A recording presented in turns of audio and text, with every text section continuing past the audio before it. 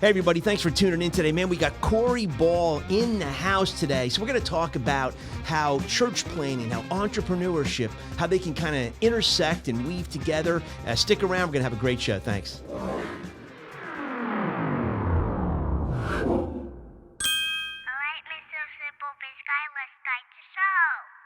Hey, everybody. Thank you for tuning in to SimpleBiz360 podcast. We have Cory Ball in the house today. Exciting show. Cory, welcome, man. Yeah, thanks for having me. This is awesome. Yeah, well, tell us just a little bit about yourself, man. Yeah, 100%.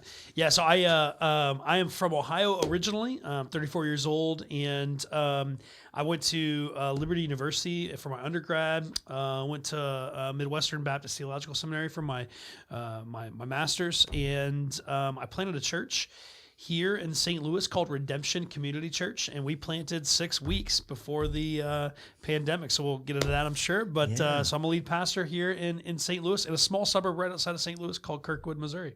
Sounds great. Well, thanks so much for letting us know that. And guys, this is going to be a fun show because there's some more connectivity here that actually Cory is going to end up officiating the wedding that my daughter's going to be in on January 1st. That's and, right. Yeah, she's marrying who really turned out to be one of his best friends. That's right. Yep. So, we got some cool connectivity there. But really, thanks for joining in. We're on YouTube. And if you're watching this on YouTube, lower right-hand corner, you'll see our little favicon. If you hover over that, that'll take you to subscription on YouTube. We'd love it if you want to subscribe. You'll just get the weekly notifications. We're on 28 audio channels. Just recently, Amazon just picked us up on their Audible. So, hey, we're there, 31 different places. IGTV, we're on Gab TV now. So we'd love you to join in on us. And really, we're coming today, as usual, Half Coast Studios out here off of Olive and Craig in the Kirkwood area, and we got Maddie Parker doing double duty today. So no Deets today. It's the Maddie Parker show. So we're having some fun. And no, really, thanks for coming into the studio. And this is a really energetic, enthusiastic. If you stereotype pastors before, wipe that baby clean. Take that slate and wipe it clean. I break most stereotypes when it comes to pastors. Yeah. Great. No, you're energetic and enthusiastic and passionate, and so we're loving you being here. And tell us, so Ohio, a Buckeye, what's the deal, man? Yeah, big old Buckeye, and go Bucks. It's been a season for the Buckeyes. We lost early on to Oregon, but it looks like we're going to be going to the playoffs if all things go well, and I'm excited about that. I'm going to call it right now. I think we're going to win a national championship this year. Okay. I'm just saying that, and we'll see. But I really do believe that actually this year for the first time in a while. But yeah, I grew up in Ohio. Kind of the quintessential American boy, Ohio boy upbringing, and so. My parents are just hardworking people and just incredibly nice, caring, giving people. I grew up in a really small town. So my town I grew up in was 1,300 people and 1,800 cows. And so, yep, more cows than people. Cow tipping for the weekend fun, huh? Oh my gosh, yes. Yeah. I mean, bonfires and everything else, the four-wheelers and whatnot. And so, we had the two largest family-owned cow farms in Ohio in my town. And so if you didn't work at, a factory or something, typically you were working at a farm. That's kind of where I grew up. And, we're about 45 minutes south of Cleveland, kind of like Akron, Kenton area, sure. Border Worcester. So anyway, that's where I'm from. And then I came here into St. Louis. I lived in Virginia for 8 years. Then I ended up moving to St. Louis because I took a job as a student pastor at the Journey Church. Here I worked at their West County location, and I was a student pastor there for 5 years before I planted Redemption Community Church.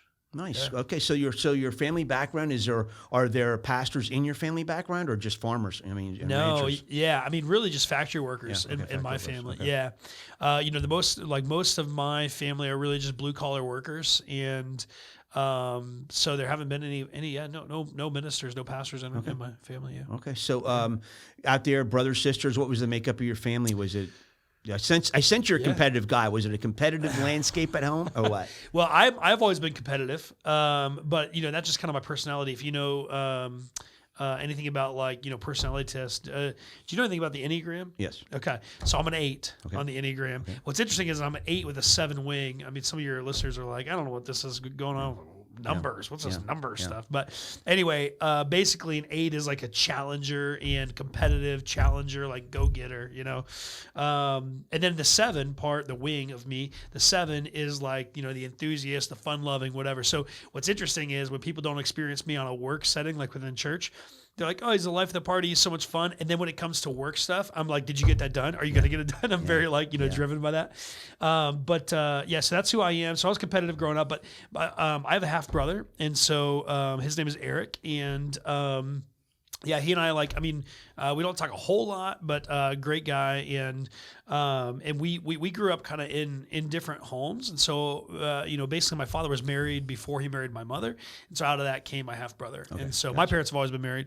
But my dad did have a marriage before. So, okay, cool. Yeah, so that's the breakdown. So that's the breakdown. So, are you a baller in high school? I mean, you play ball? Okay. Yeah, football. Listen,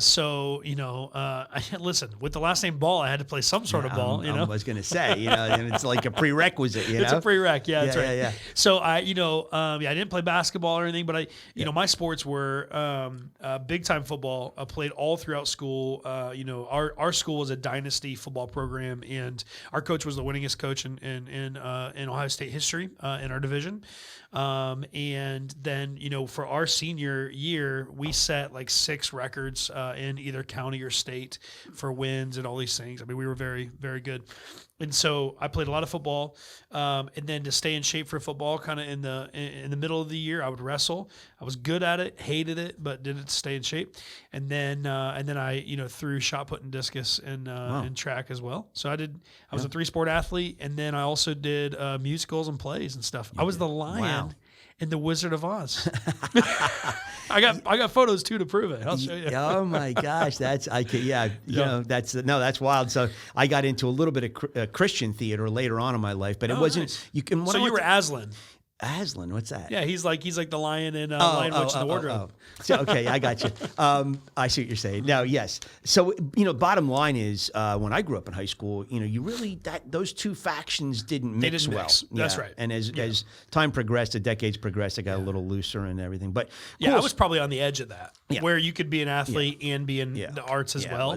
Even 5-10 years before I was in high school, it didn't really mix. It didn't work too well. But so you move out to Virginia, 8 years in Virginia. You went to Liberty University. For those who don't know, Liberty's a Christian college, correct? The largest in the world. Yeah. It's huge. Yeah. I think now they're up to 24,000 students on campus or something like that. Okay. Wow. When I was there, it was like 14,000. Huge school. Yeah. So you're in high school. I mean, do you actually see yourself being a pastor in high school? Is it a calling that you had? Yeah. So, super pivotal point in my life. I mean, before I wanted to be a pastor, at first I wanted to be the shortstop for the Cleveland Indians. Turns out this is just not the body that you need to play shortstop for the Cleveland Indians. But beyond that also, I mean, I just wasn't talented in baseball, and I kind of, found that out. I played baseball for a while, and then I wasn't great, so I didn't continue after my sophomore year in high school or my freshman year. And then, there was a time period where I wanted to be a marine biologist, and that was heartfelt and true, and whatever. I love the ocean and God's creation there. But when I was a freshman in high school, and I had just given my life to Christ about a year before that. And that's a whole story. But I was in youth group with a bunch of my friends and my buddies, and I was just cutting up and just having fun and making everybody laugh. When I was in high school, I got the superlative for class clown.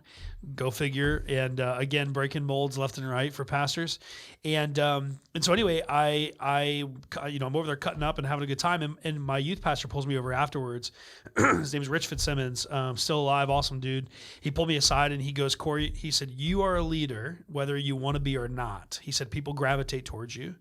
And for the rest of your life, you're going to make the decision of if you're going to lead people toward Jesus or away from Jesus.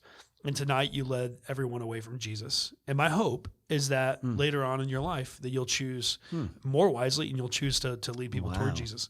And, it was that affirmation. I think, again, I was a student pastor for 5 years, love teens, love the next generation. And I think that, a lot of times with teens, they hear a lot of the things that they're good at in the ways of, academics or, like hitting a fastball or whatever. But what they often don't hear from adults is kind of the encouragement of the things that are going to make them successful in life later on. Because I guarantee you, when you're 30 years old, it's not going to matter at all if you can hit a fastball unless you're playing for the Cards, right? Unless you're playing for the St. Louis Cardinals or whatever. And so, why are we so focused on that? And nobody's looking at your degree. Like I was at, last night I was at a cigar night with a bunch of guys, again, breaking stereotypes and molds of pastors, but sitting with a bunch of guys at the cigar night, and we're talking about just life, and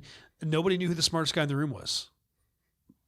Nobody had like the test scores from last week's test that nobody took, because when you're an adult, that doesn't matter. It matters when you're a kid. Right. But I think that like as adults, we need to call out more in teenagers and young leaders the things that really are going to carry them through adulthood and create a legacy in their life. And my student pastor did that for me. Right. And Excellent. so it really changed my life. Yeah. Well, excellent. Well, thank you for sharing that, because, there's those pivotal moments in life where you have an instance like that where all of a sudden clarity kind of floods in and you go, wow, it's kind of an either or. He's telling me I'm either leading people this way or I'm leading people that way. And it kind of was an eye opener, which, a lot of us have when we're real introspective and when we're looking at our own life and how do we impact others? And really, whether we know it or not, we do impact others wherever you are, whoever you are, because you have families and friends and loved ones and neighbors. And so very cool. Time. And I'll just say this, that conversation that was had with me as a student pastor, I had that conversation with two other kids when I was a student pastor, and it definitely impacted them, and not in a negative way. It was it was a good challenge. Sometimes challenges are hard and they hurt in the moment, but in the end, like they really cause us to grow. Yeah. Guys, if you're listening, there's 28 listening platforms here that's listening. Now, what you're hearing in the background, that is Mr. Cory here is an animated talker. Yes, so you're hearing his hand hit the table. So it's not like, what is going on? Do they have like a work crew out there? Or was that guy Mason who lost his rocker? No, this is just a spirited conversational. So anyway, so listen, I would love to know this. Let's just take a junior in high school from your high school class. Yeah. And if I was able to ask them at that time in their life, describe your classmate, Cory Ball, what would the average description be? Yeah. Full of life, joy, Okay. Just really joyful, never not smiling. I was always, and the beautiful thing about that is that that's not who I was before Jesus. And so, Wow. 2 weeks before Jesus, I broke a kid's face open with a tennis racket and was an angry person and was into a lot of things and just stealing things all the time and, smoking weed and whatever. And at, I don't know anything about that, by the way. You know anything about that? Yeah. At 12 years old. So, I was a young kid in a lot of trouble. And all my friends before I came to Christ now are like my best friends early on, outside of one or two that were good, but the majority of them are in jail or prison, rehab, or dead. And drugs is a really big thing in my area. Heroin is real big in that area and stuff.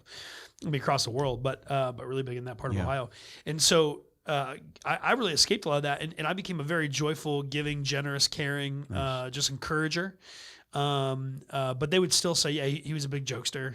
And always cutting up and whatever. Interesting. So yeah, well, I know that's good. So that's what they would say, full of joy. That's full of joy. Well, guys, stick with if you're listening to this, or if this is recorded, you can pass it on. But we just last episode we just did. I actually it was called Fear Not, and the episode before this, and it was about everything that people are going through in these last 2 years. It's been very tumultuous, been very hard, a lot of depression, a lot of increased anxiety. There's been a lot of increase in drug usage and child abuse, and it's a mess. So you're listening to a guy here, and you're probably saying, this doesn't sound like a regular pastor, like my stereotype of a pastor. So, if you got some young kids or you got some other friends that you want to pass this interview on to, I encourage you, because, the minute I met Cory, and we have a very interesting way we met, but when we met, I mean, you knew right away This guy was full of life, different. And I'm telling you, you can laugh and be a Christian. You can have fun. You know, it's not this boring life that people think. It's fun. And, you know, we just happen to make a commitment and surrender our lives to God through Jesus. And, you know, so there's a lot of hope in that. And as Cory will point out, but I appreciate that. So there's also a very cool entrepreneurial edge that Cory is involved in, but also entrepreneurship and pastoring a church, but more importantly, planting a church. Yeah. There's a lot of intersection there of both those skill sets and how it happens. So touch on the entrepreneurial. And in high school, were you doing anything like, you know, I mean, Kool-Aid stands? Were you selling milk? Were you doing anything unique? Or man, I was so involved in sports and other extracurricular activities that I didn't really have time for that. And the other thing is, you know, I grew up, and this is not a slight on my family. In fact, it's a praise of my family. But I grew up in a family that didn't give me a silver spoon because they didn't have a silver spoon. And I think when I say that, you know, my folks will probably listen to this, but, you know, I think when I say that sometimes I think, you know, there can be like some shame from parents and whatnot, but like there's nothing shameful about that for me. I mean, I think one of the greatest things was that my parents were like, hey, if you want more, go get a job, you know? And so I did. I was flipping pizzas and spinning pizzas at this place called Sam's Pizza, and worked there all through high school. And then I worked in a factory for a while to help myself, you know, over breaks of college to help myself get through. There was always a hard grit and hard work ethic for me. And so if I wasn't at sports, you know, if I wasn't on the field, I was in the weight room. If I wasn't in the weight room, I was at work, you know, and if I wasn't doing that, I was studying. And so I was always so busy, it was kind of hard for me to be entrepreneurial at that time, but it doesn't mean that it wasn't there. It was definitely there. You know, when I was in middle school back in the day in the 90s, you know, hemp necklaces and stuff like that were a big deal, and puka shell necklaces and things. Sure. And so I would, I created those. I would make them all the time. And so I'd sit down and watch a movie and pop out, you know, 5 or 6 macrame necklaces. And all of a sudden, you know, I just had an extra $40 or whatever from my, you know, from my friends or whatever. So there was always some entrepreneurial stuff there, but you know, I didn't have a ton of time to really get there. But, you know, I do think this, I think that often for kids, you know, that entrepreneurial spirit is really fostered on the field. And that idea of, hey, like what is going to make you a good entrepreneur? It's grit, right? It's like getting knocked down and not stopping. You know, Roosevelt said, success is going from failure to failure without giving up. And I think that's what it is. And so that's the entrepreneurial thing that was fostered in me by my coaches on the football field. So much to learn from losing, so much to learn from defeat. Well, we didn't lose very much, but your program, just for if you're into USA rankings in high school football, tell them what high school you went to. Smithville High School is where I went. My senior year, my senior year, we finished the season like I think it was like 40th. My junior year, we were much better. We were in the top 10, and then that's in Ohio. But then in the you know, nation, we were like 600 something like that my junior year, and like 900th my senior year. I mean, it was, and there's thousands and thousands thousands of schools. It was pretty good. So. Ohio football. I mean, there's some big powerhouses. You know, in Ohio football, and you know, Ohio, Pennsylvania, and wrestling too. I mean, you know, so you had Dr. Michael Lee on the podcast. Oh, Dr. Michael Lee, yes, and Dr. Michael Lee's a big sports guy and wrestler, big wrestler for sure. That was a lot of fun, and he's a good guy. He's another character. I had 2 of these characters. He is a character. Yeah. I mean, you guys both light up a room when you're in there. So this is funny. I did not know this, guys. So I flipped pizzas for 3 summers. 2 summers I worked for a guy out of Brooklyn, and then another summer, and then I did it the whole school year, my last year of college, or after my last year of college, waiting for my wife to graduate. I worked for a guy out of Philly. So my pinnacle, you know, I spin it, throwing it up, and a whole bit. My pinnacle was I was in Wall Street working. About this is about 1986, and a bunch of us were going out, hanging out one night. We walked by one of those pizzerias on the side, and they knew I flipped pies, and they said, "Mace, can you go flip some? Let's see you flip some pies." So there's about 30 people around this place. So I went up to the guy and I said, "Hey, You think I could flip some pies? And I think he was on Nassau Street, and he said, yeah, absolutely. So I took my tie off, took my shirt off, got behind there in my T-shirt. No. Yeah. So I flipped. Shut up. So I made 2 sliced pies right there, and the crowd's getting around. So this guy for years had my picture. He had pictures up on the wall. He's had my picture. They took one of me making pies. But I mean, correct me if I'm wrong, once you learn how to make a pizza, it's like riding a bike. Isn't it? It's like riding a bike. Yeah. I mean, And like now I make pizza at home, and my wife's like, this is amazing. I'm like, yeah, I know what I'm doing. There's a joke amongst my friends. One night I was telling a story. I go, by the way, I know the ropes of pizza. My friend lost it. He's like, you know the ropes of pizza. He's laughing so hard. He's like, what a dumb thing to say. And I'm like, no, it's true. But yeah, 1986, that's a long time ago. I mean, depending on the night, like it could have been the night I was conceived, you know what I'm saying? In 1986. Dude, I'm crusty compared to you, pal. I mean, seriously, but it was a ton of fun, and I was like, I hadn't made a pizza in about 3-4 years, and I was like, could this really work? And sure enough, I mean, I love that you were in a tie and you took it all off. Yeah, well, we all wore suits and stuff in Wall Street area. Of course. I was working downtown, and also the crazy thing about that is he took a photo of you, and for our listeners who are younger, you couldn't immediately review it. And so he took a photo, and he's like, man, I really hope this thing turns out. And it turned out. Yeah. I mean, how many rolls? Because I grew up still, I grew up before digital, I mean, the first DSLR came out in 1973. People don't know that. It was invented in 1973, but they didn't really come out until early 2000s, late 90s, And so, but anyway, I remember like taking photos. I'm like, man, I really hope this turns out. And half of them were terrible. Oh, you'd wait weeks and weeks. And I mean, sometimes, or the roll, you took something and you still got 3 pictures in the roll 5 months later. And you're like, so my college, they did a thing on me on their 50th anniversary. They did a little story on me about hitchhiking. Yeah. And so I'm up there on the website about that. And so they came back just the other day and they said, hey, can you send us any pictures you have of your experience in college? And I'm like, holy smokes, it's not like I gotta scan them. I mean, we had an Instamatic camera. It's like, I mean, you're, and back then, I'm sorry to say, I was into other things, and the last thing on your mind was, hey, wait, let me get my camera, man. Yeah, exactly. And I mean, nobody was like, you got a camera? Holy crap, Mason's got a camera. He does, dude. Take a picture of the beach with the snowstorm, whatever. Yeah. And so I'm like, I said to my wife, do we have any pictures? She's like, I don't think so. So it's not like today. Yeah, people lived life more back then rather than looking for that Instagrammable moment. You know what? It is so funny you say that. It's a whole different set of things back then that you take for granted now that you never had. So remove from that equation instant gratification. Yeah. Remove the thought of express bank lines were just coming into vogue. You have a remote control? Get out.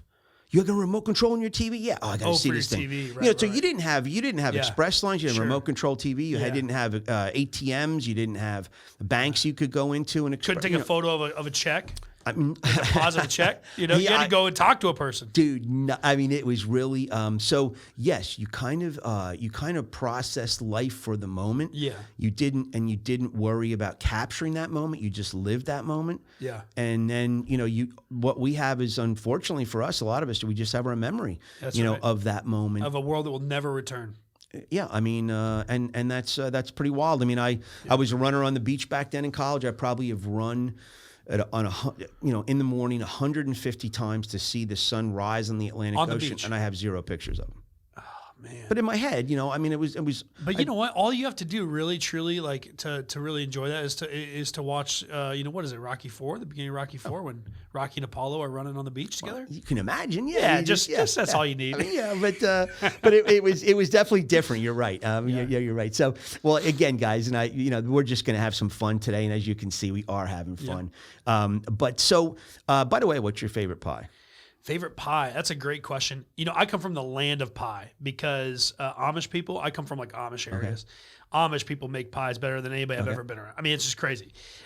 They make peanut butter pie, and it's out of this world. Also, coconut cream. I like those too. Okay. Yeah, I like the cream pie. Okay, so you got the Amish. Okay. Yeah. So when I said, what's your favorite pie? See, then this is the difference between East Coast pizza. I meant, they call pie, they call pizza yo, what's your favorite pie, man? That's right. You know, That's right. Man, I like pepperoni. You know, Yeah. but I'm more of just a classic pepperoni guy. My go-to around here is Racanelli's. Have you been to Racanelli's? absolutely New York boys. Dude, it is like, I mean, when you go up, up to Arthur Avenue or somewhere in New York City, in the Bronx or somewhere, I mean, like their pies are not that far better than Racanelli's. Racanelli's is pretty dang good. So I like their stuff. Well, they're Brooklyn. They're Brooklyn boys. They are Brooklyn They're style. from Yeah, there. right, Yeah. right. So, and by the way, my favorite pie is strawberry and strawberry pie with rhubarb. Rhubarb. I was gonna say, have you had rhubarb before? Because so many My people mother- have not had rhubarb. My mother would make rhubarb. Yeah, I mean, Because yeah, it's a weed. yeah. I mean, it's right. I Like mean, sugar and boil it and baby Yeah. it up, and it's like so good. like would we classify rhubarb as anything other than a weed? No, it's a a weed. stalky weed. But it's really good. That needs sugar. It needs a needs little sugar sugar, yeah. to help it. But no, as a matter of fact, up in Minnesota, I was just there not too long ago, and there's a pie place, I forget, right outside of Minneapolis, and yeah, they had strawberry rhubarb pie, and it was to Nice. just die for. It was unbelievable. That's awesome. I want to go get a pie now. I mean, shit. Actually, you know what? I'm gonna have pie tonight because we you have, really? we have a Friendsgiving tonight, and so I knew I was gonna be busy today, so I got some turkeys ordered. So we got one on the smoker and one on the grill that this caterer is making for me, Nice. and they said, well, we need something else, and so I'm gonna bring some garlic mashed potatoes that they're making as well. It's easier to just buy it right now. Dude, Super busy. That's awesome. That's awesome. So, It'll be good. take us back to you're in college. Yeah. I mean, did you absolutely know that you wanted to get out and be a pastor? Yes. Yeah. I knew my freshman year. And I remember riding around with my grandpa, going to the lake to fish or going hunting or whatever. And I said, hey, I'm going to be a pastor. And he's like, are you sure? I said, yeah. He goes, you're going to go to college. You're going to put in all that work and you're going to be a pastor. I said, yeah. And, he's a Christ follower, but it was one of those things where he was like, you can make a lot more money. And I also, I think that my family saw for me that I'm really good with people, and the truth is, I without question, I could be in sales right now, making several $100,000 a year. I mean, it's just without question, and that's the personality that I have. It's the networking ability that I have with people, and that's not what God's called me to do. And so I'm not resentful about it. I'm not crying about it. It's just it's what He called me to do. And so when I was in college, my trajectory was I'm going to go tell people about Jesus no matter what, and I'm going to be in ministry. And even if I would have to work a side job to then be in ministry somehow, I would have done it. So I mean, yeah. So it's always been like that. Well, you can tell. You're very outgoing. You're very affable. But I tell you what, guys.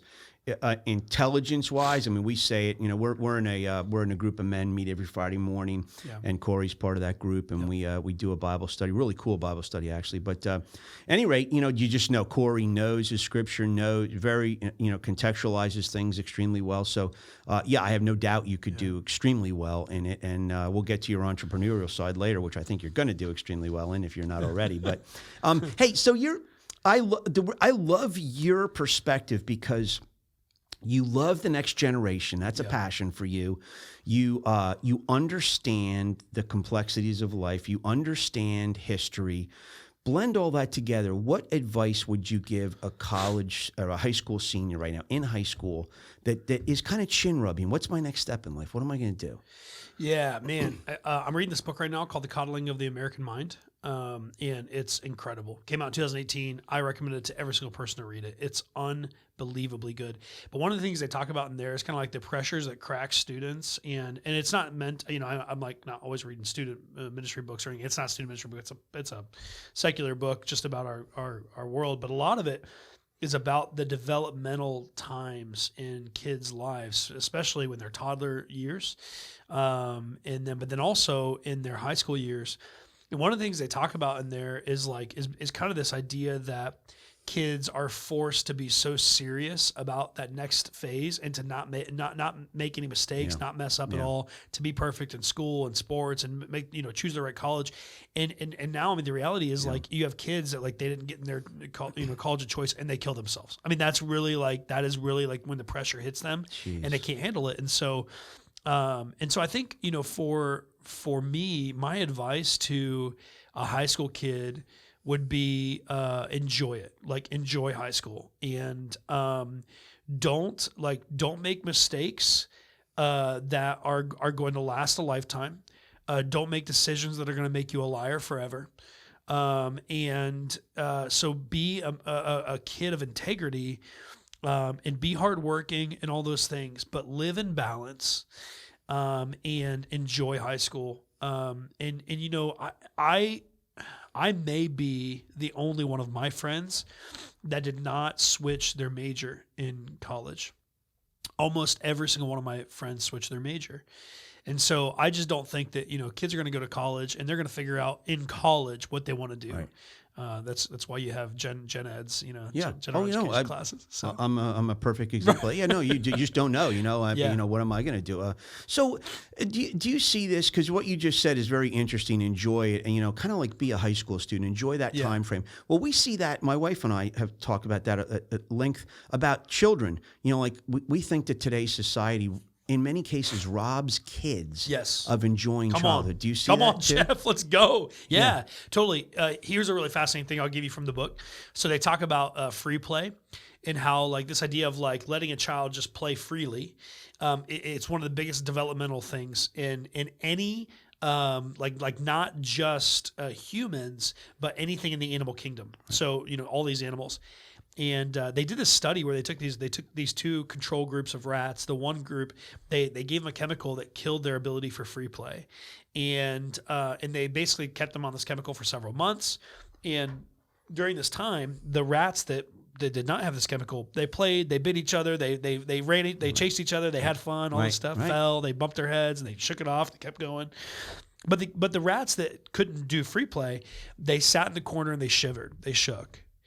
And they had crippling fear. Oh my goodness! And they never allowed them to play freely. So then they get to this place where they take their food and they kind of put it in this place where they have to get up on this ledge and then walk across this little, you know, walkway and blah blah blah to get this. And all of these rats that were able to play freely, they developed the ability to take risk. And so they went and they ate and they had a good time and all this stuff. And the other rats died of starvation. They wouldn't even go get their food. Because they didn't know risk. They didn't know risk. It's such like kids have to be given the ability to just enjoy childhood and to play freely. And, you know, like our violent crimes against children are, I used this as a sermon a couple months ago. Our numbers are the same that they were in the early 1960s, but we think that it's so bad because we have a 24-hour news cycle. And so I think like when we take away a kid's ability to just be a kid, like just enjoy their childhood, because of all these other external pressures and fears that are their parental fears. Those kids don't have those fears. Right. Parents are putting those fears on the kids. Right. And, you know, we have to go back and we have to go, okay, like how are we aiding this anxiety crisis in children by the way that we parent? And it's got to be changed. You know, mom can't be with kid all day long, all the time, 24/7. You gotta stop that. No. You gotta let your kids play freely. You gotta let them fall and break an arm. It's okay if they break an arm. Well, and you're kind of compounding on the theme you mentioned earlier about athletics, you know, organized athletics in high school, where, you know, it's okay to learn how to get knocked down and get back up. And as a kid, that free for all parenting without the helicopter parenting necessarily, you know. Now I realize being outside of the home and traveling, riding a bike and doing this and that there's it's different than when I grew up, different than when you grew up. But that premise of letting a kid be a kid is not different. And you're saying, yeah, the kids haven't changed. It's the parental governorship over that's changed. Yeah. And so I totally agree, and I see it, and I think that, you know, the more that we grow into, and my fear is, and I'd love to hear your take on this. My fear is to watch these next generation, if they're growing up like that, and then they're getting into this very isolated mode of communication on a smartphone, and they're doing everything on the smartphone. What happens to that person when they're now a young adult? Are they capable of engineering life alone? No, they're not. Yeah. No, they're completely incapable. Yeah, and you know, as a student pastor, the back when I was, you know, with students all the time and teenagers, the families that were raising students that were really capable were the families that limited screen time, that took the cell phones and put them in the kitchen at, you know, after 9 o'clock and you couldn't even be on it. That the parents were that they gave them social media time limits. So you can now with screen time and stuff, you can limit out, hey, you only get you know, an hour on these apps, right? And it was those parents and it was those kids that were most well-rounded. And I'll just go ahead and say that about 85% of the other children, the other teenagers that did not have that kind of parental accountability, they had crippling anxiety. Wow. And I don't know that like the only thing that is going to save us from anxiety is getting us off of social media and letting us have free play and stuff. But man, it is definitely a large portion of it, and we're really missing it. Yeah, well, balance, right? I mean, balance. Yeah. So, I go back to Ithaca College in 1988, 89, 90. I was speaking up there quite a bit. I was a recruiter, so I was going to about 39 Northeastern universities. And one of the professors up there who I kind of partnered with, Dr. Susie Rosenthal, she was doing a... No. You don't know her. Do you? Okay. What lose my things Well, here. no, come on. What topic does she deal with? I swear, I'm almost positive she's mentioned in the book. Well, she did her thesis. I forget the exact framework or thread of her thesis, but doctoral thesis. But when I was speaking to her organizational behavior classes, she was very concerned about that college student in 1989 who was paying $15,000 to get into the school, and they just expected to get a B, and they didn't. But more importantly, she said, Jeff, I fear that the conveniences of life and our society is ruining delayed gratification of all parameters. So the kids that are growing up. And, we didn't even know about, let me think about this. Laptops just came into play. Computers and they were 50 pounds. Yeah. And they, we're at this time of this interview, we're like, you have a 386? Holy smokes. Wait, do you have a 20 megabyte Seagate in there? Yeah, we got a 20 meg. Oh, dude. Yeah. It was 20. You can type a sentence and the computer won't stop. Wow. 20 megabytes. I get files that are, 35 megabytes. I mean, so think about it, right? And so. Yeah. Anyway, her whole thread was, Jeff, can you speak to the kids about the realities of life? Because I'm seeing a generation coming through, and I'm fearful the next generation that they are going to be crippled in a way, and I'm just paraphrasing, because the conveniences of life are feeding them a false narrative that you're 26 years old, you're gonna have your house and your Beamer. Yeah. Or you just go through college, you're gonna have it. Yeah. Well, I didn't know my first structure until I was 38. Yeah. You didn't. No. Interesting, because you like, just so you know, this isn't at all to shame you. It's just the truth. You were behind on your generation a little bit. Probably 34, 33, maybe. Yeah. It used to be, I just saw the stat 10 years ago, it was 28 and now it's 34. No, now it's 33 because I'm missing it. Okay. I'm 34, so I'm getting ready to buy a house here soon, but I'll miss it by a year or so. Yeah, so I was definitely behind. But look in the book and see Dr. Susan Rosenthal. There is a Rosenthal in there that they talk a lot about this, and I'm almost positive it was a Susan. Now it could be. I could be missing there, but. And her doctoral thesis was along that line. But the whole point was, visionaries, people that could see the future and based on the trends that were happening, could realize that, hey, we're going down a tricky road here. Are the kids going to grow up with the same, mindset that kids did years ago? And I ran 6 marathons. I still think to this day. Come on, let's go. I still think that a lot of the infatuation with running a marathon has nothing to do with running, has nothing to do with being outside or anything. I think it has to do with, I need something that I have to plug in delay gratification for. I want to work for something. So you run a marathon, if you're going to do it right without pain, you're going to have to spend 16 weeks getting ready. Yeah. Maybe 12, but maybe 20. Maybe 50 for me. But you just can't go out and rip it off. Some people have, and I know they have, but for the most part, and I think it's that, you get the medal around your neck when you cross that finish line, whatever your time is. It's nothing about the time for most of those people. Right. It's about I did it. Yep. I completed it. I spent the time. I planned it out. I dedicated my training time to it. And I think we're craving that in society in a lot of ways. Agreed. Yeah. And I think that idea of like the marathon is like a perfect segue to one of their big quotes that I've heard throughout my life, but they use it throughout the book all the time. But the idea of, prepare the child for the road, not the road for the child. Yeah. And you cannot, like the beautiful thing about the marathon is that it's equal ground for every single every single person. Like, you can't change the marathon course. Maybe some courses are a little harder, but the truth is you can't really change the course to make it easier for the person. I couldn't go out and run. Was it 26.2? Yeah. Right. I couldn't go out and run 26.2 right now. Right. I could probably stop at about 4. Right. That's the most. Myself included. Yeah. Yeah. So, there's nothing like you can't change the course to make it better for me. I just have to go do it. And so you have to really prepare the runner for the marathon. You have to prepare the child for the road. And, I think that, for my generation, I'm a millennial, right? I'm in the middle of the millennials. And I think for millennials and Gen Z, the two youngest generations, I think that we, in large part, were kind of, truthful. I think we were sold a reality that is not true by a lot of like adults, that if you go to college, then you'll get this. If you, if you work really hard, then you'll have a Beamer by the time you're 26 and you'll have all this stuff. And, I think they're well-meaning adults, but I do think that this is the problem I have a buddy, Jeremy, he always says, when a culture has unfettered access to food and water, this is what happens. And his point is like when it's easy, I was just watching or rewatching Band of Brothers, and in that first episode, some of the guys, they said, or this one guy, he says there were 26 men in our town that went to enlist the day that we opened up for war for the enlistments. 2 of them didn't make it because of health reasons, and they killed themselves.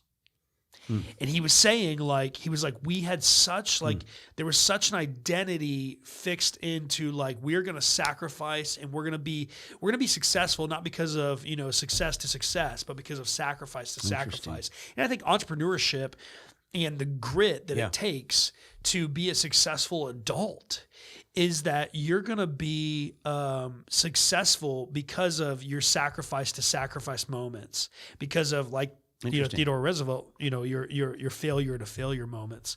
And I think that, kids need to make that, that gritty move to just be successful, but through the failures. Yeah. Well, so let's use this to jump in and transition to church planning, because listen, you're saying what does this guy know about entrepreneurship? Well, church planning, right? Give me a bullet list, the hit list of the similarities you see in church planning to entrepreneurship, if you could. It's everything. Okay. Yeah. So it's interesting. I would take some of these church planters in the world, and I would put them up against many CEOs of mid-sized companies almost any day. I mean, this past week, I was in Phoenix, or last week rather. I was in Phoenix, and I got to be with a couple leaders that have churches of several thousands, 10,000 people, some of these churches. And when you're in the presence of these leaders, you're a leader. You get it. You understand what grit is. You understand what hard work is. You understand what the quote unquote product is. And we got to be careful within church world that we don't make everything business. Because I do think that you can manipulate people in religion, and that can be really scary and really bad. And that's not the goal. But when you're around a really good leader, they understand how to connect with people with the story of Jesus. And so when it comes to church planting, I had no clue what I was doing. And I had a really good coach, His name's Chris Highfill. Love that guy to death. Holy smokes, I know Chris. You know Chris? Yeah, he's over in O'Fallon Chamber of Commerce. Yeah, I know him. He was the president for a year and vice president and stuff. Yeah, so he's my coach. He's an incredible man, and he's just a great leader. And I'm getting ready to sign up for some coaching with a guy named Lee Stevenson, who's the national director of church planting for Converge, which is the organization that we plant with. And I think when it comes to entrepreneurship, whether it's church planting or you're starting a business, you need a good coach. You need people that are going to really walk you through some of these things. When I started, Redemption, we had to start from scratch with IRS stuff and with filing a 501c3 and all these types of things. And did you have a template to follow or anything like that, or a checklist, or did somebody? Yeah, they gave us a next steps checklist, and it was 32 points that I had to do, and they're all legal things and stuff. 32. I mean, it took me 6 months. I mean, it wasn't quick. and it was outdated. Some of those things were wrong, and I figured that out. One of the leaders that I follow, his name's Craig Groeschel. He's a pastor, but he's kind of a leader to leaders. Out of Oklahoma, right? Yeah, that's right. Yeah. And he will say, if you're the CEO, you're actually you're actually the CPO. You're the chief problem, or you're the CPO. You're the chief problem officer. And he said, your goal is to solve problems. That's what it is. And whether you're a church planter or you're starting a business, you have to solve problems. You got to put out fires. Nobody's going to figure it out for you. When you're an employee, you get to go to the guy and say, "Hey, guy, here's my problem. You fix it," and they're going to help you out. But like when you're the guy, you have nobody to go to. You're gonna go to people for advice. But at the end of the day, it's your decision, and it rests on you. And the risk for starting a church is great, but I wouldn't do anything else at all. Yeah, it's been incredible for us. Interesting. So it's really like starting a business. I mean, in a way. I mean, I don't mean to demean that. No, it is. It is. Yeah, you're because you've got to abide by legalities. You have to think of everything from rent, utilities, personnel, volunteership, curriculum, so, you could just exchange those words in business for whatever the product is. And then, you've got to maintain your love affair with your original passion, which business, we can go work for a company and not be passionate about it. It's just a paycheck. Sure. But so explain that. Even today, what's the, well, let me go back to the first sermon you did when the church was launched. I mean, what did you feel like inside? What's your passion inside at that moment? Yeah, I mean, my passion is to see people come to faith and to see people know Jesus. I mean, the truth is, again, like some pastors, they don't have other options, and that's my nice way of saying they wouldn't be good at anything else. And somebody told me one time, they said, if you can't do anything, if you can't do anything else, then be in ministry. I think that is the worst advice ever to give pastors, because what you're telling me is, you can't do anything else. That means that you have no skill, you have no hard work or effort or all this other stuff, and so you might as well just be a pastor. And it's like, no, I am called to be a pastor. Believe me, there's a lot of other things I could do and be very wildly successful in those things. But that's not what God's called me to do. And so I'm not going to do those things. I'm going to give up a lot of things. I'm going to be with people and be a pastor. My overall passion is to see people come to faith and to see people get it. Last week, I was, sitting with a friend of mine. There's several people right now that I'm reading the Bible with on a daily basis. One of them and a couple others, several times a week, and just discipling them and telling them, hey, this is what it means or this is what it means to follow Jesus. And the rawness of that, and hearing these people who, some of them aren't following Christ yet, some of them are, but barely, to hear them get it, to see it click, or to really see it in their eyes. That's what I live for. And so, I think somebody said a long time ago, they said, a church's success is measured not by its seating capacity, but by its sending capacity. And so the idea of not, maybe you're a church of, 200-300 people or 400 people, you're not a church of thousands, but are you seeing people come to Christ and they're being sent out as missionaries, telling other people about that? I mean, it's, think about Chick-fil-A. So Chick-fil-A, what's so beautiful about Chick-fil-A? Well, they create raving fans. And so if you're a fan of Chick-fil-A, you're a fan of Chick-fil-A. Yeah. And you denounce other fast, McDonald's is nothing to you because Chick-fil-A is so much better. And so, it's kind of a similar thing with the church. It's if you're following Jesus, you follow Jesus and that's it. And it means that it's his way, And so that's my job. My goal is to see people get that, to follow him, to fall in love with him. Yeah. Awesome. Well, I mean, so, and that was your passion day one, and it's still your passion today. I mean, nothing's changed. Now, has the business side of church, has it knocked you down a couple pegs at all? Do you feel? Yeah. Oh, it has. Okay. Yeah, for sure. Yeah, in so many different ways. Not necessarily my passion for Jesus, but enthusiasm for the process, or not even there. I don't think. No. Okay. I mean, but there's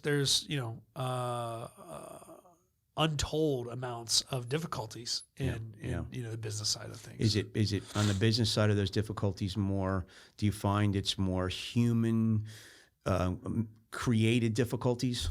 Almost always. Yeah. You were a part of every bad decision that you've ever made. Yeah. You know that? Yeah, exactly. And the hard thing is, I think for our people, as a pastor, you don't get to walk away from the pain and the hurt and the mess and the muck. You actually have to like move into it. Yeah. If I was an entrepreneur and I had, a salesman who had an affair on his wife, or who was a swinger, or who was, all these different things, whatever, that I often kind of get brought into with things within a church because we're all broken people. Right. If I was an entrepreneur and this was happening on my team, I would fire him. I would go to a talent acquisition. I would pay the finder's fee for the talent acquisition. I would hire somebody else, somebody probably better. I would get them in and I would move on and I would never talk to that person again. Right. And that's just part of business. Right. Everybody would part their ways, right. And that's it. That's not like that. In some ways, I'll say this, that's a luxury. Yeah. And I don't have that luxury in the church. And so my job is to step into really difficult situations that are so incredibly heavy. The only people in the world that hold the kind of weight that I hold are probably counselors. Right. And there are some weeks where I'm completely broken down and just like weeping over the brokenness and the sin in our community and in our people. And I'm very much a community pastor. And so, I could tell you 10 stories of broken lives over the last 6 months that I stepped into, I cared for, I helped, and that person will never come to my church, most likely. But they're in my community. And I have, my parents taught me when I'm walking through a parking lot and I see a shopping cart that's not in the, cart corral, right. to put it back, right. to put it there. Or if I'm walking and I'm in a building and there's a piece of trash on the ground because somebody left a piece of trash, you pick it up. Yeah. Like you always leave it better than you. And so you take personal responsibility, extreme ownership. And that's what it's been like for me as a pastor. But that doesn't mean what that does mean is that it gives an incredible toll to my life that is really hard to bear. Yeah, and I mean, guys, if you've never been involved in the church, you don't understand that. Yeah, I mean, Cory's pouring his heart out on that and letting you know that, because you are in a position to be in that counselor vein, and we all bring, just as like what you said, brokenness to the process. And Christianity, I just want to let everybody know, it is a process.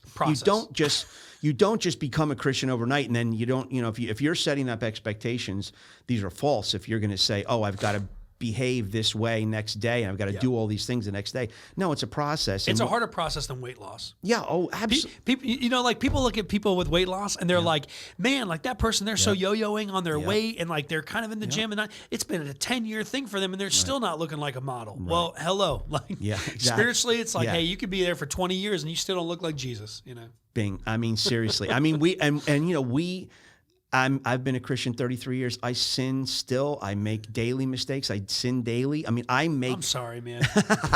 I reach perfection, but I'm sorry. No. Why did we have this guy on, Maddie? No. Seriously, it's just one of those things. And so it's one of those things. You have to, if you're listening to this and you're contemplating it and you don't know where to turn, but you're thinking about turning this way and thinking about giving your life to Christ. I mean, these are things you grapple with, and we want you to know it's not an overnight process. No. It's a long-term process, and we all make mistakes, and we all have to humble ourselves in front of those mistakes and realize what they are. I just made a mistake today. I had to write a guy an apology email, a neighbor of mine. Hey, good for you. No, I mean, I couldn't believe it. Not for the mistake, but good for you for writing the apology. Yeah, I mean, seriously. I got home. I was running. I got to tell you a story. I'm running. And you still do that? I just still do that. Yes, I've been 42 years now. You. Yeah. I'm in my 36,000th mile. This year? No, lifetime. 40. right. This year, 42 years. Dude, it's pretty interesting now that I'm going. Wow, that's a long ways, Yeah. But I ran by this guy, and you're very witty, by the way. I ran by this guy, and he loves to talk to me. So he's taking the garbage out, and so he takes his hood off, and it's really windy and cold. And I could tell he wants to park, and I had a Zoom call, and I had a shower and get on this Zoom call. Gotta go, dude. So I was Don't have time I said, hey man, yapping. I gotta go, and he had earbuds in, so he was like, well, what happened to Mason? He just blew by me. Yeah. And I felt so crappy. Yeah. Like, why did I do that? So I had to, I had to send him an email, and I still haven't heard from him. But, dude, I'm so sorry. That was my fault. I was rude. I feel bad. But I'm still 33 years into my walk, and I don't know any better to just stop and tell the guy, hey, dude, I got a call. I would love to chat, because I know he wants to chat. Yeah. Right. Yeah. But you know what I But mean? good for you for being a good neighbor. I think, a lot of people are really bad neighbors and they don't care. Yeah, I mean, maybe. I mean, it bugs me. Because I know some people that are like, I don't care if I'm a bad neighbor to my neighbors. Well, so it's good that you're a good neighbor. Well, again, that's kind of the calling. I want to leave it better than I found it. That's right. Yeah. I'm very much in that with you. Okay, so you're you're an entrepreneur minded in church planning. Is every pastor cut out for church planning? No. Okay. Absolutely. What not. makes you different to do this? What's in you that gives you the ability to do it? I think there's a lot of things. Converge, the organization that we plant through, they have 16 different building blocks that they judge us on. And I forget all of them. I couldn't name all of them to you. I do know that there's several different rankings. The best ranking is proficient, and I scored proficient in all 16. So did you? I did. And I think like it does take a certain person to be a good planter. It takes a lot of creativity. It takes a lot, to be a pastor, you have to have vision and you have to have some creativity. But to be a planter, you have to have all the creativity and all the vision. It all hinges on you. There's nobody else on your team. I can't, on a Tuesday afternoon, I can't walk down the hall and ask my 7 other employees who are specialized in their positions what we're going to do for Christmas, for Christmas Eve or whatever. And when stuff hits the fan, which it did this past week, the place that we're renting rejected our request to have an Eve of Christmas Eve service. By the way, we love Eve of Christmas Eve because everybody has Christmas Eve things going on. Right. And they have Christmas Day. Eve of Christmas, yeah. So we do Eve of Christmas Eve, and that way it's people are more apt to be there, and that's a creative move that we that's outside the box that most people don't do. But they rejected that, and they said, well, we have a Christmas Eve service, and we think the decoration might, conflict, but, so we don't want you to do it. So I'm scrambling to find a place, for us to rent for Eve of Christmas Eve. So, I can't go down and ask all these people to just take care of my stuff so that I can go sit in my study and read all my books and write, spend 30 hours a week writing a sermon. I just can't do that. And so right after I leave here, I'm going to a Chamber of Commerce event, and I get to, bump shoulders. Is it bump shoulders? Rub shoulders. Rub shoulders. Yeah. You can bump them, though. I'll bump them. I'll bump them. I think an Ohio Buckeye guy does kind of bump. That's Buck, right. Bump, I don't know. It's like in there. It's in the Some DNA. people rub, I bump. So anyway, I want to go bump shoulders with people, and I'm going to connect with them, and those types of things are things that entrepreneurs and church planters have to do that other pastors may not have to do. Yeah. And then I would say this, I think that there's a book by Angela Duckworth called Grit, which I think everybody should read. But the interesting thing about planters is the measure of a man or a woman in an entrepreneurial role is not measured by their success, but it's measured by what it takes to keep them down. If they're getting knocked down, how quickly are they going to get back up? My coach says, "Hey, that really sucks. What you just went through, it's really hard, and that's hard. You have 24 hours to wallow in it, and then tomorrow you got to do something about it."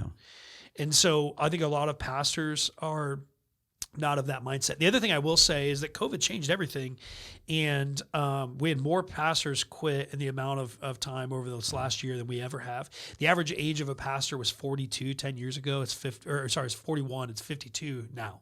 And so the younger guys got out of the business of pastoring. They said, well, I'm good with people. I'm going to go be a salesman, and I'm going to make a couple $100,000. I'm going to go live in a nice house, and I'm going to drive good, nice cars, and I'm going to live that life and also tell people about Jesus. But you know what? I'm tired of dealing with people's sin.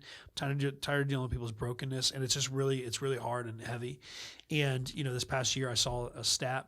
FBI released some of their numbers, said that domestic dispute or domestic violence went up 42%, murders went up 30% last year.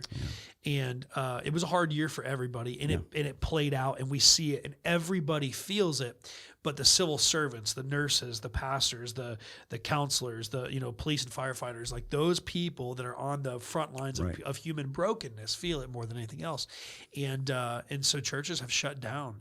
And so I think you got to have grit to stay in the game. Yeah, well, no question about it. And I've said this before, and not to always bounce back to athletics, but I do think that notion of getting brushed back by a Bob Gibson fastball and hitting the ground, you got to get up again and hit Gibby. You got to face Gibby. You can't just leave the batter's box. And so you learn this. But I interviewed a guy. I wish I would have written his name down. I wish I could track him now. But he came from Des Moines, Iowa, where he was in a football program in high school that was like undefeated state champs. Nice. And he went to Columbia University. So we recruited at about 3 different Ivy League schools.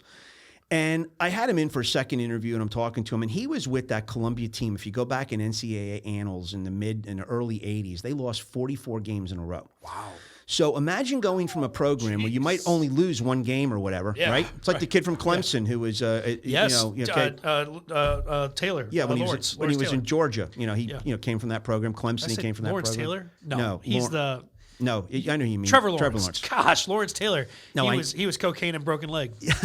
I was trying to. He did cocaine and then he broke a leg. Yeah, Lawrence Taylor's. Yeah, well, we know Lawrence I'm from Jersey. I know all. We don't know all about Lawrence. LT. But anyway, South Carolina boy too. But Trevor Lawrence. Trevor Lawrence, but never lost a game. That's right. Right. So and so here's this kid. Yeah. I'll never forget asking him. I'm like, okay, how did you process going from the pendulum all the way over there to the winner side? Constantly and all the way to the loser side where you never an incredible question. And you know what? I mean, this kid, if I remember his answer, if I'm paraphrasing, obviously, but he said, I learned more from losing 44 games in a row than you could ever imagine. Because imagine the feeling of again. Yeah. Oh, and we played, some small little Division 2 school or 3 school, and we lost, whatever the case was, and they 44. That's no joke. Every year had to keep getting up, had to keep, and so imagine having that in your backpack of life to be able to take with you, because honestly, that can give you that grit. Hey, I'm going to bound determined. I'm not going to let that happen in my personal life now or whatever, my business life or my. So I mean, it's amazing, but I do think there's so much merit to embracing the fact that you have to get up after getting brushed back by a curveball, and you have to get back up, and you can't. Yeah, so, and I think the issue is like the thing that keeps me going, almost like on the entrepreneurial side, not like Jesus keeps me going, right? Like on the spiritual side, Jesus keeps me going. On the entrepreneurial side, what keeps me going is the question that if maybe that was my last failure. Okay. Like, what if the breakthrough success is the next one? Okay. And then I fail again, but it's like, but maybe that was my last failure. And when you look at, these like serial entrepreneurs and serial inventors, like they had a lot of big failures before they made it. Oh, big time. Big. And I just spent, on Tuesday, I flew up to Dayton, Ohio just for the day with my friend James. And he and I went to a church there, Southbrook Church. And we got to just learn from Charlie McMahon and Sean Case and a couple others. There at their church. Well, the church is thousands of people now. It's a $30 million building. It's all this stuff. They're doing incredible things of reaching out in the community and changing people's lives. But I asked him, I said, 30 years ago, when you planted this thing, what were you sitting at? And did you ever think of this? And he goes, we had 70 people in our church. Yeah. And he goes, I never could have dreamed that in 30 years we would be sitting where we are. Now, what he doesn't know is on a weekly basis, post-COVID, we have 70 people in our church. And and he was like, don't ever give up. Yeah. And I'm like, that's right. Like, I'm with you, dude. I will not give up. And so, that's the fortitude there. Yeah. Well, so, grit. yeah. Well, great. Yeah. Fortitude. So we're going to use the word creativity, and we're going to bounce that over to something else. But before we do, I want to make sure you shout out, if anybody's in the local St. Louis community, you're looking for a church, can you give your, URLs and coordinates and social media stuff out? Of course. Yeah. So for our church, every single thing we have is Redemption STL. And that's redemption with a P. Some people don't put that P in. Seriously? Yeah, they're like REDEMTION. And I'm like, nah, you missed it. There's a P in there. And what's funny is I had a guy put a P after the T. And I'm like, REDEMTPION? No. Anyway, so redemption. With a P. Yeah. If you struggle with how to spell redemption, just look it up. But redemption STL. And that's our YouTube. That's our Instagram. That's our Facebook, all that. And I'm Cory Ball on all those things. Okay.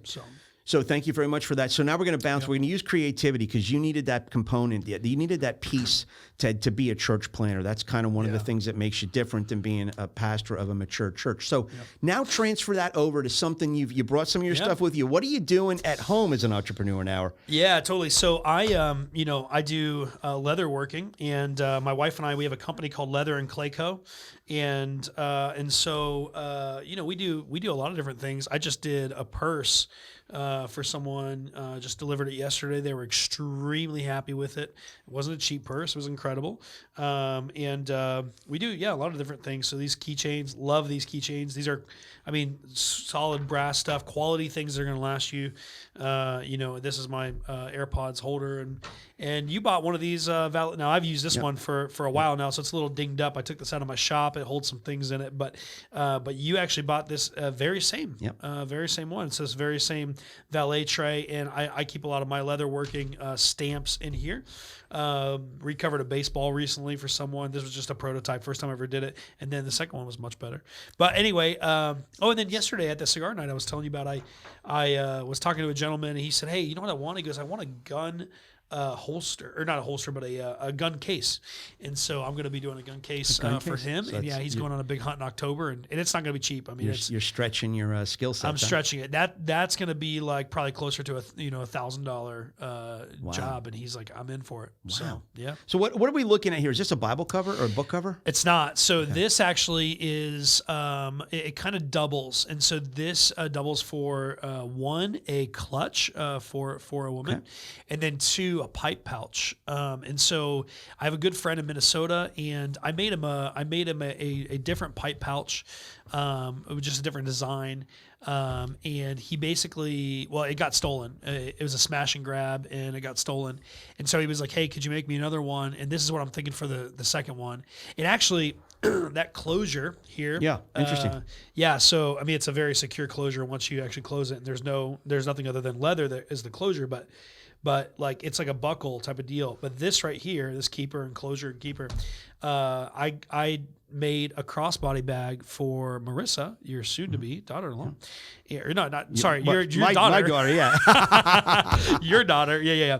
I gotcha. He will soon be your son-in-law. Right. But anyway, so I made it for your daughter, and it has that closure on it as well. Some other things. Interesting. So you're a cut and sew guy. So I'm come from the apparel business. That's where I spent most of my time, and we call it the rag business, but it's like the cut and sew business. So you're a cut and sew guy. So you do this stitch work, you do this needlework all on your own. Yeah. All by hand. That's right. Amazing. Yeah, my goal one day is to buy an actual sewing machine, but they're about $2,000. So part of me making for example, like these purses that are $350, $400, and the gun case for $1,000 or so, is to take a good portion of those profits and eventually buy a machine to sew. So very cool. So what are the URL and the social media sites for all that? So that is Leather and Clay Co. Okay, and it's right on here. I don't know if you can see That's it. Right. Yeah, it's written on there. Yeah, Leather and Clay Co. Yep. So it's leatherandclayco.com. Now this is the reality. The reality is we're in a very, very busy season for church. Things are ramping up there. I'm working we're working to buy a house. We also Turo our vehicle. So I just came from dropping my one of our cars off at the airport. It's basically Airbnb, but for cars. And so we've purchased cars to just Turo. Interesting. And so because of that, just very busy. What I've done is I've made everything on our website out of stock. So you're going to go to our website, you're going to go, oh, they have nothing. Well, not exactly true. I'm just trying to, put a governor on that business endeavor. So if there is something that you would want, go ahead and reach out to me. Social media is the best way. You can find me at Cory Ball on there, and so I'd love to make some stuff for people. Yeah. Okay. Very cool. Just a couple more things, and then we'll let you go. So, I love this question. I thought about it. And I said, "This is pretty cool." And so, what would the 2021 Cory Ball tell the 2005 Cory Ball about life? Yeah, 2005. I was a junior in high school. That's what it was then. And I think, man, there were very few. Looking back, which hindsight is not always 2020, but I think as best as I can, remember, there were very few mistakes that I made when I was in high school that are regrettable. I made mistakes. Yeah. Everybody does. Again, going back to what I was saying earlier of like don't make decisions today that'll make you a liar forever. Yeah. And there weren't any of those. I think.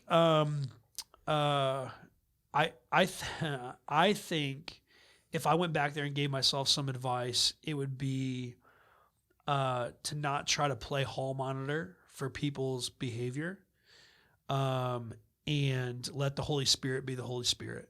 I had such a radical transformation when I followed Christ that I became a little holier than thou, I think, for that. And, self-righteousness, my late mentor, Darren Patrick, he would say that self-righteousness is judging others because they sin differently than you do.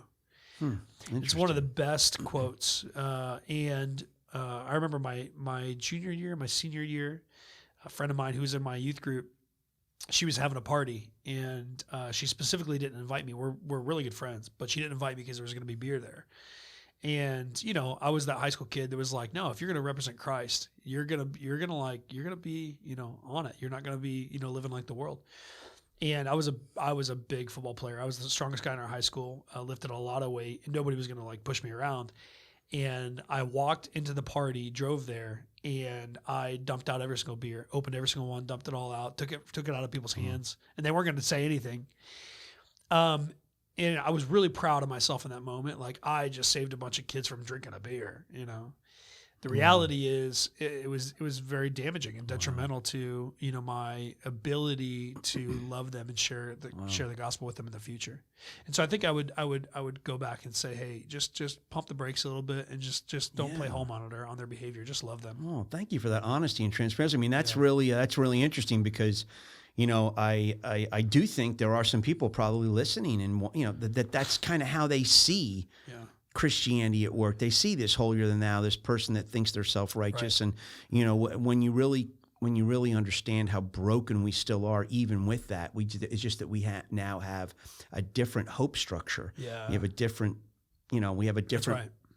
You lean against a different pole. Yes. You might not have had a pole to lean against, but you can hold on to a hand of Jesus or lean against his, against him, and you have something to prop you up and help you stand and fight through the fight of life. And so, I had a very dramatic experience coming to the Lord as well on Christmas Eve, 1987, in Princeton, New Jersey, which I still just, and it's in the week before this podcast airs was Fear Not, and I tell a little bit about it there. And every Christmas I try to, because, it was there that I was, in the theological center of the United States, Princeton, right? And it's I've been in that seminary and in the library. It's incredible. I mean, right? So breathtaking. Here I am at a church off of Nassau Street there, right downtown, and Christmas Eve all by myself, and it was just what just still hits me and tickles me to this day is here I am in the theological center of the world, and that's the night I learned that God isn't up here, God's here. That's right. And it's just, it's an 18-inch walk from there to there, and it's not even a walk; it's a step. And so, any rate, but and yes, I certainly drug with me enough bad behavior, enough law-breaking behavior, enough, literally. And, I got caught for a lot of things and arrested for a lot of things. There were a lot of things I didn't get caught for. I'm not proud of that, but I didn't get caught for. And so, I mean, it's just, it's something that is very important to continue to message this out, because I think that in today's world, correct me if I'm wrong, but today as we sit here, this is going to air mid-December 2021, aren't there just too many people that feel hopeless right now compared to 2 years ago? Aren't there many more? Yeah, hope is at an all-time low. Yeah. It's across the board. It doesn't matter what it looks like. Hope is one of those things that keeps people going, and it can be a dangerous drug to live on, because when it's not there, the crash can be just overwhelming. Right. And I think a lot of people have lived on a lot of hope for a long time rather than truth. It's much better to live on truth than it is to live on hope. Yeah. And the thing that gets me through is not the hope, but it's the truth of who Jesus is. Okay. But hope is at an all-time low. Somebody told me one time, they said, well, you just follow I worked in a factory. I worked in Morton Salt, and you mentioned, worked in a salt factory. And this guy, he would say to me, I would share the gospel to me. He'd say, you know what, like, Jesus is just a crutch for you. I said, no, he's not a crutch. He's a stretcher. He's the ambulance. He's the hospital. He's everything. I'm immobile without him. It's not just a crutch. He's everything. And but that's the truth that I live by and I lean on. It's the pole I lean on. Some people don't have that. When they don't have that, and the hope crashes, when the drug of hope is, the crash comes down, the crash is unbearable for some people. Yeah. And that's why we've had several people that I know, and one that I was very close to, take their life during the pandemic, and it's an all-time low.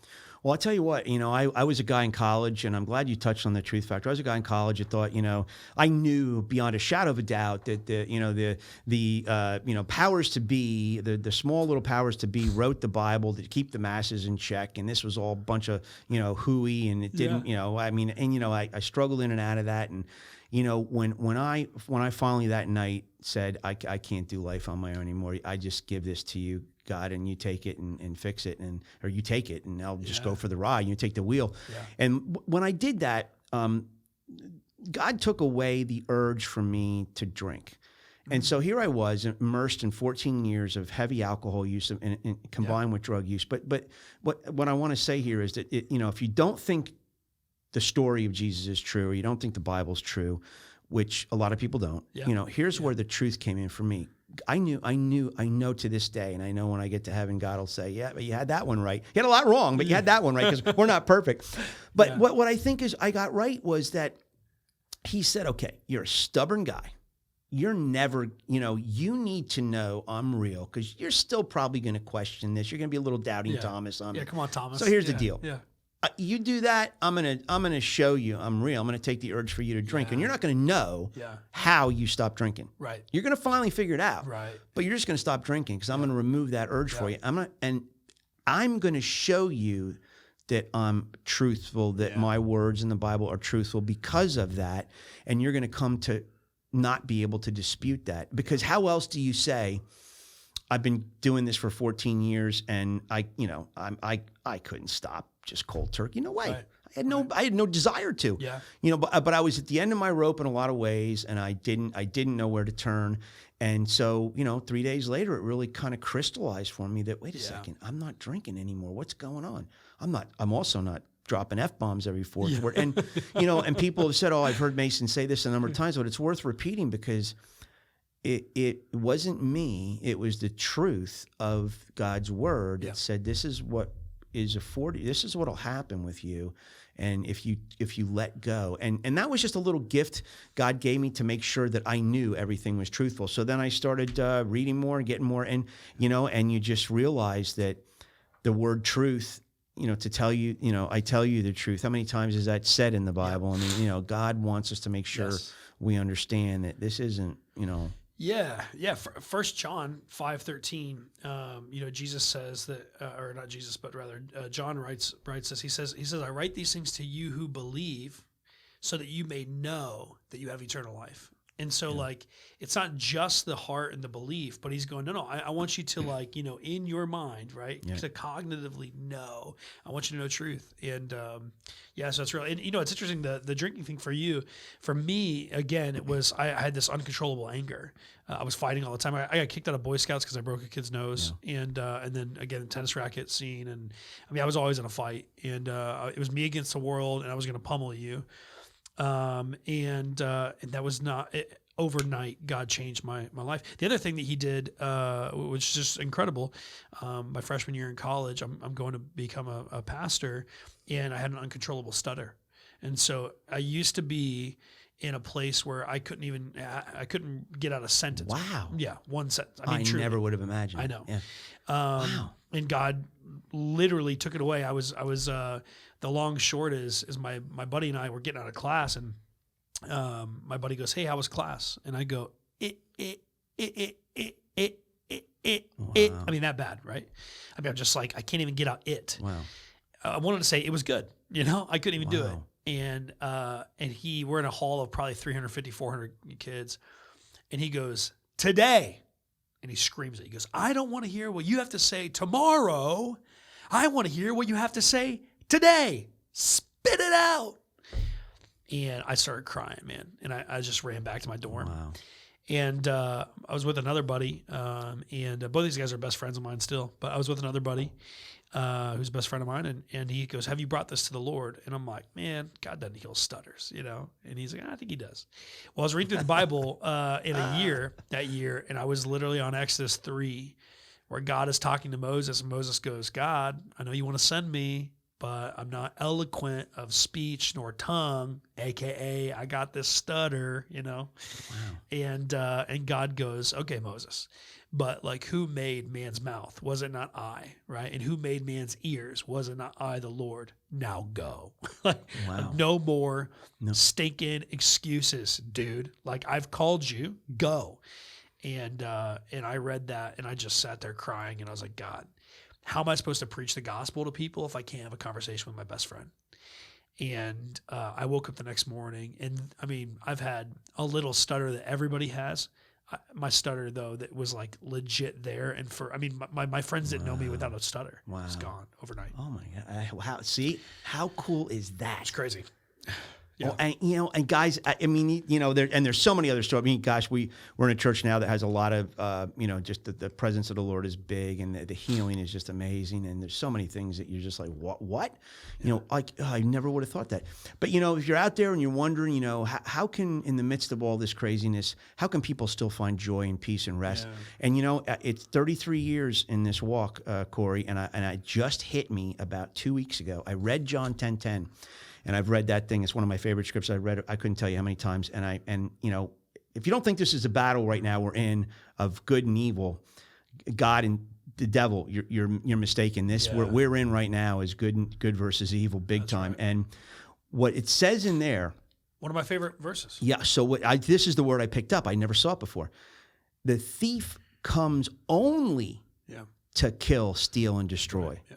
Only. Yeah, I never saw that word. Right, yeah. So there is no other purpose on this earth for Satan other than to come to steal, kill, and destroy. Yep. So it's a false promise and a false narrative if you're there, going that way or in that camp. And that's just the truth. When the truth gets, when the light gets shed on the truth, that's when joy, peace, rest, and really being able to find the threads of joy in and amongst this crazy fear-driven life, right? That's right. Yeah. I mean, that's the hope of life right there, and that's one of my ministry verses that I really go back to time and time again. One time, I won't get into the story of this, but it's funny. One time when I was a student pastor, I actually wasn't preaching. One of our elders was preaching at the Journey, and this drunken guy walks into our student gathering, and we didn't know he was drunk and stuff, and he was just off the street, and so this guy Brent's preaching, and he goes, yeah, the thief comes only to rob, kill, and destroy, but I've come to give life and to give it abundantly.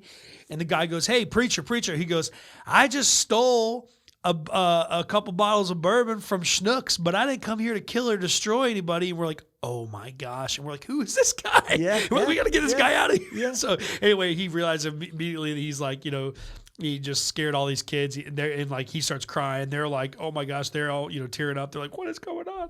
Anyway, it was wild. But yes, I mean that is the verse that God comes to give us life and give it abundantly. In the world, the hope is the lowest it's ever been. We're living in deserts, both in our soul and in the culture and communities around us. And the answer is abundant life in Christ. And if people would just reach out to it, I mean, if you want to reach out to it, you want to talk about it, come talk to me. Yeah. Talk to Mason. We'll talk to you about it. Yeah. But it's a great decision you ever make in your life. Oh, absolutely. And you know that I look at that verse and that if you want to know the Bible in a nutshell, it's like a two-sided coin. The one side of the coin, he tells you what the bad guy does, and on the other side of the coin is what he has a promise for you. Yes. If you go the other, and that's the abundant life and life more abundantly. How about that? Yeah. Let me tell you this. Today I was reading with this guy who's super. I mean, he's a new believer. He's been in the faith for 4 years. He's pretty raw, and he's in his 50s. He's got years of sin that he's undoing and whatnot. And we're reading in Luke chapter 2, and it says in there that it's this moment where the shepherds they're visited by this host of heavenly armies, and that basically what happens is the angels say to the shepherds, they're singing this over and over and over again. One of the last things they say is essentially peace to I forget the exact wording. You can look it up, but it's essentially peace to all whom he blesses, or peace to all whom whatever. It's basically like peace to everybody who follows him. Okay.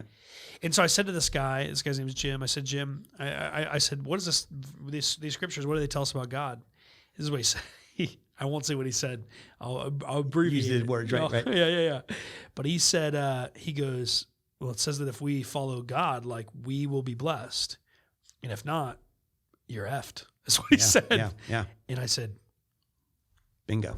Yeah, bingo. Yeah. And so, it's like, hey, if you're going to follow God, great. Like, and it's spelled out for you, the blessing that's going to you're going to receive. If not, like, there's also real consequences in this world. Yeah. Mickey Mantle, great story. Mickey Mantle, baseball, big, my dad's hero, baseball. So he gave his heart to the Lord about 9 months after he died of liver failure. And so he had 9 months.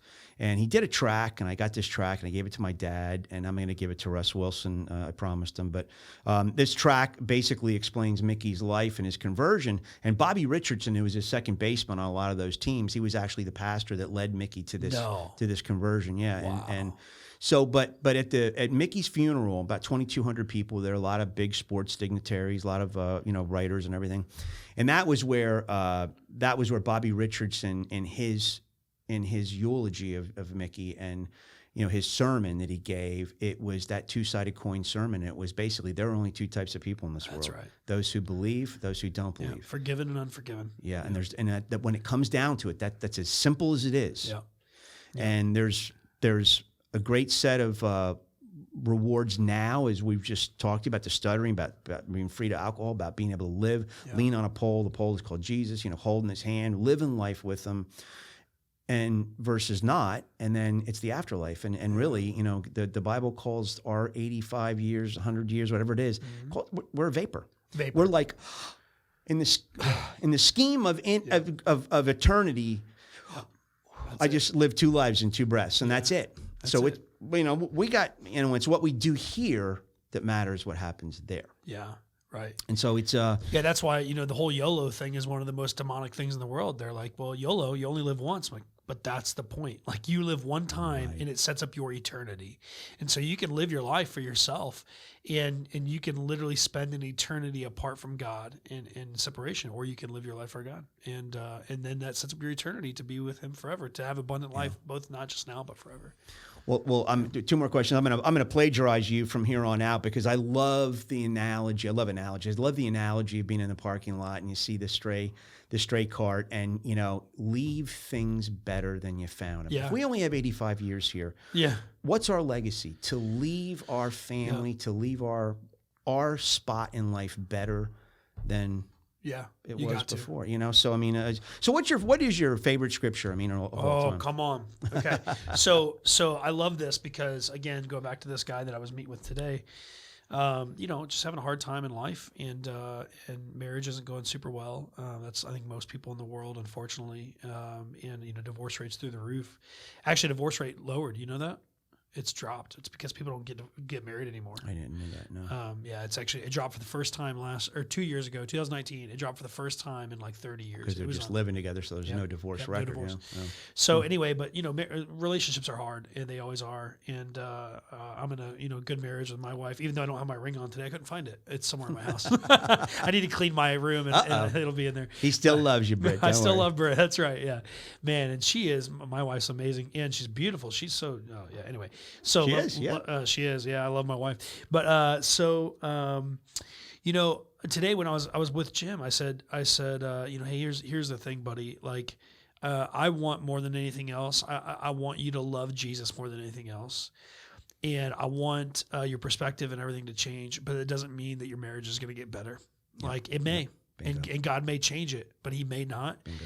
And I don't want to sell you a bill of goods that is not there, that God's not going to follow through. So my favorite Bible verse or Bible section here is there's a couple places in the Gospels that it has this, but it's basically the story where John the Baptist, who's the cousin of Jesus, John the Baptist is proclaiming the truth of Jesus, and John the Baptist does something that gets him thrown in prison. What he does is he basically calls out the king. The king is kind of he's getting some dancing by his right. It would actually be his stepdaughter. It's really weird and terrible. And John the Baptist is like, hey, you can't be doing this. Like this whole sexual connection here is not good. And he gets him thrown in prison. So he's sitting there in prison, and he's going to die. And he sends his followers. If you've ever seen Mr. Deeds, maybe he's like, and the guys in like the prison, he's looking through the bars or whatever, and they're talking. I don't know. I imagine that. But anyway, John the Baptist, he sends his followers to go get Jesus, and he says to Jesus, he says through the messengers, he says, are you the one, meaning are you the Messiah, or should we keep looking or look for another? And Jesus sends back this response. He says, the blind see, the deaf hear, and the lame walk, and the poor have the gospel preached to them. AKA, what he's saying is all the prophecies that have been foretold about me for thousands of years are true. I am the one. But there's something after this that comes through that people brush past. They don't grab it because they don't understand it. And the next sentence out of Jesus' mouth is this. He says, but blessed are those who do not fall away because of me. And what he's saying is, you're dying in prison. I'm not saving you. There's nothing I'm doing for you. This is the plan for you to die in prison. And I think that we live in a culture that brings prosperity gospel and health and wellness preaching into the church. And we sell people a false bill of goods. We say that if you follow Jesus, everything will go well in your life. But it's not true. It takes two to be married, and divorce is still a real thing for people who follow Christ. And businesses and things like that still go under. And bankruptcy is still a thing, and your child still might get hit by a drunk driver and killed. And it doesn't mean that God doesn't exist. And so I think that's one of my favorite verses in all of Scripture. Life is still going to be hard, but Jesus is with you in the valleys. There's purpose in the pain.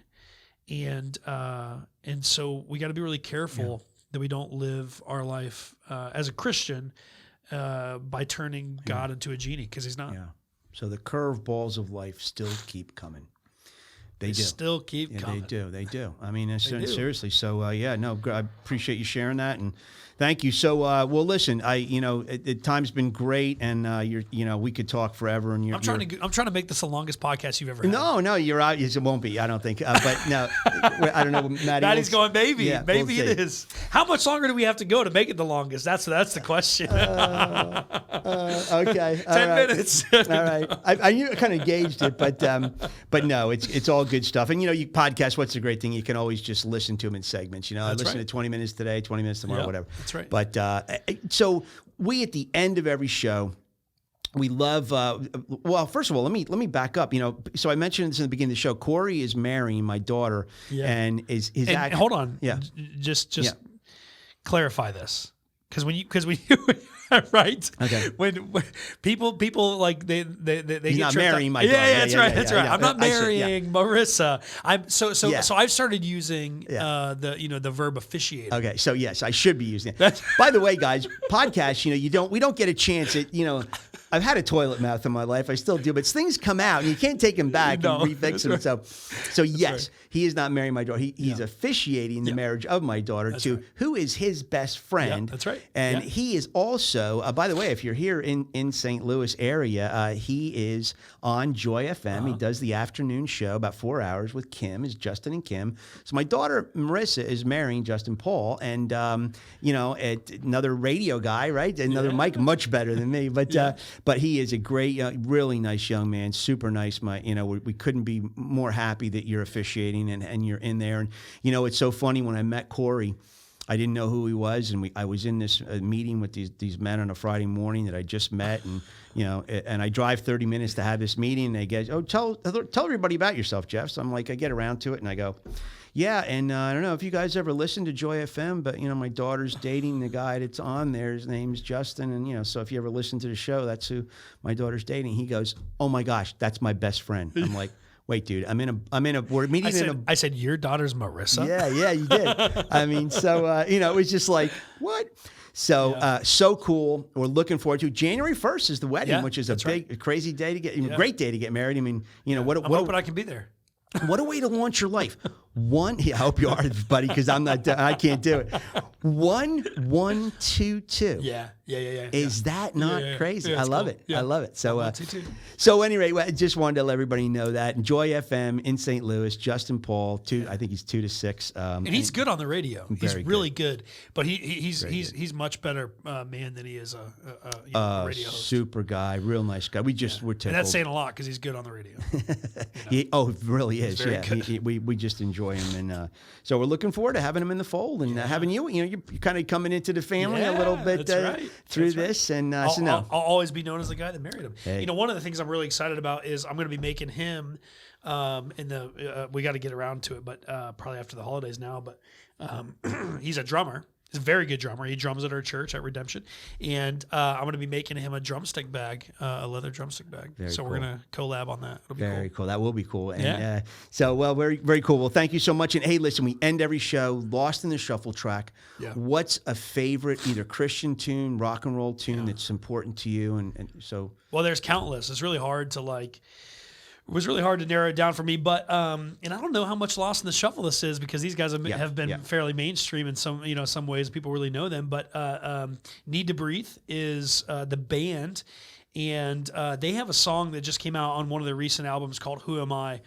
If you've never checked it out, which we're gonna play here in a little bit, but if you'd like to, you could just pause this this podcast right now, go to YouTube, put on headphones. This is how it's meant to be listened to. Put on headphones, noise canceling, watching the YouTube video at full blast. And you might just weep as you're just sitting there. But one of the lines in the song "Who Am I," they say, "You grow your roses on my barren soul." And I love that line, because I think no matter the fact that we have the life of Christ in us, if you are a Christ follower, and if you're not, you don't know what that feels like. But if you're at a place in life where you're at an all-time low of hope and all this stuff and truth, you're like, what is truth? And I don't even know if I know truth to be, whatever. Like this line that God takes desert things in your life, broken and barren things, and he brings life through them, that he grows roses on your barren soul. First time I heard it, I just lost I was just crying. Yeah, wow. And so it's an incredible song. Wow, yeah. It's more of a love ballad in a way to God, but it's a good rock song. Yeah. Well, thank you very much. Who Am I? Need to Breathe. Bunch of guys out of South Carolina, Seneca, South Carolina. Right. Very country rockish. Yes. But one of the hottest bands, arguably right now, going. I mean, there's no question about it. whether Christian or secular. Right. They're getting picked up all over, which is really cool. Good Right for there. them. So actually, Need to Breathe is going to 2 songs are going to be part of the wedding procession. No way. Yeah. Which ones do you know? I don't know the titles of them, but Yeah. my daughter just texted to me That's earlier. cool. Yeah, I can tell you real quick. But while I do that, Yeah. while I look that up, Yeah. I am going to say thank you to Cory, and we are going to just sign off by remembering to say to everybody that when we get back to the programming about business tips and stuff, we are here because we want to help you with just little ways to improve the how you do business, because we know it's improving the how you do business is going to improve the result. We live in an experiential world now. It's how's the experience? What's the atmosphere like? That's what it really comes down to. So the songs are going to be I Want to Remember. Oh, I want to remember. It's so good. Yeah. And then Banks. Okay, yeah, the banks of the river. Yep. So that's where they're going to dance to, and then it's so good. So anyway, guys, we listen. Thank you very much, and like Nice. always, we sign off saying, "Well, thank you, Cory Ball, for coming in." But Yeah. guys, and this is right up your alley. Yeah. I mean, we say do your own research. There's enough stuff out there. Go do your own research. Quack, quack, move. If you know what I mean. You don't always have to go down the other search engine path. And listen, be a truth teller. We're all about being truth tellers here, right? Turn off cable TV news. Turn on podcasts, right? And gosh, the stories in the Bible are so exciting. They're so varied, so many. Most exciting book you'll ever read. Sit down, read it, pray, and most of all, love the Lord God with all your heart, mind, and soul. And life will be, you'll have a partner in this life. That's for sure. So, Cory, thank you so much for coming in, brother. Thank you, guys. Everybody have a great Christmas, and we will see you on 168 hours.